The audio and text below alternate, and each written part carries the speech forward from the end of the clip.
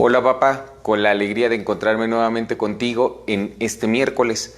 Te recuerdo que el Evangelio del domingo pasado fue de San Marcos, en el capítulo 7, versículos del 31 al 37. Y con este pasaje Jesús nos narra cómo después de todo un recorrido, todo un itinerario de viaje, en la travesía le piden que por favor le imponga las manos a un hombre que tiene la dificultad de la sordera. Además es tartamudo, tiene una dificultad enorme para entrar en contacto con el mundo. Y en medio de esto, Jesús separa al hombre de la multitud, toca sus oídos, con un poco de saliva toca su lengua y entonces dice efetá, que se abran. Que se le abran los oídos, que se le destrabe la lengua, se da este milagro y en medio de ello Jesús actúa.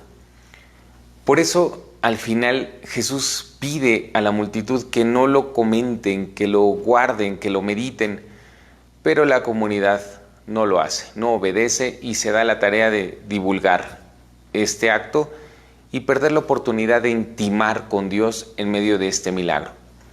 Por eso vale la pena que hoy tú y yo nos detengamos y nos preguntemos dónde estamos parados.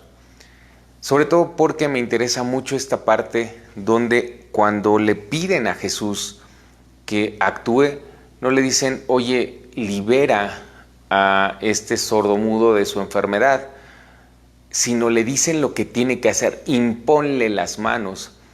Es decir, Jesús pudo haber chasqueado los dedos y hacer el milagro. Jesús pudo haberle dado un zape y con eso, a lo que me refiero es, Jesús no necesita de un gesto concreto para actuar y hacer el milagro. Y el hecho de que toque los oídos y los invada, porque los mete sus dedos a los oídos y toca la lengua con saliva, esto habla de una realidad donde Jesús va más allá de la cordialidad y se mete en la intimidad, invade más allá. Esto donde seguramente, por ejemplo, para alguien en tu casa, los invitas y les permites entrar a la sala, pero no los metes hasta el último rincón. Hay una parte que es semipública, es decir, no entra cualquiera, pero cuando llega gente a tu casa, puede pasar aquí. Le dices a tus hijos, tus amigos pueden pasar aquí, pero acá ya no. Este espacio es íntimo. Jesús va más allá de ese espacio público y se mete a lo íntimo para mostrarnos que no depende del gesto, depende precisamente de su acción y de su contacto con nosotros, de nuestra respuesta a su contacto. Por eso vale la pena que nos preguntemos tú y yo como varones, ¿dónde estoy parado? Porque si algo nos cuesta a los varones es entrar en contacto con Dios.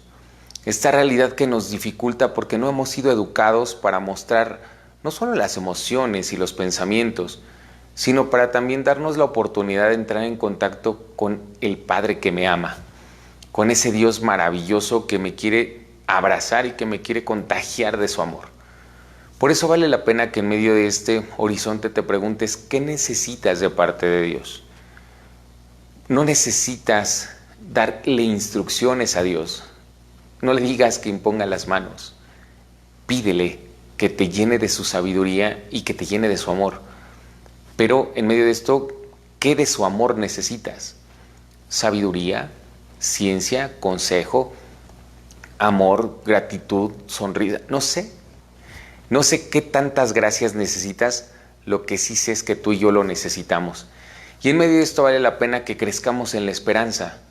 ¿Le crees a Dios que quiere caminar contigo, que te quiere dar todo eso para caminar contigo?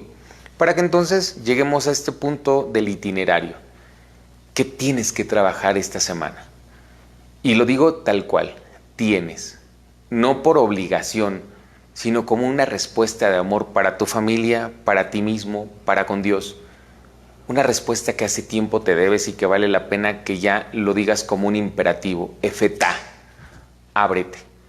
Esta realidad en la que tú y yo nos abrimos, pero también nos exigimos para que el amor de Dios actúe en nosotros y desde ahí nos ganemos tú y yo la vida eterna. El Señor esté con ustedes.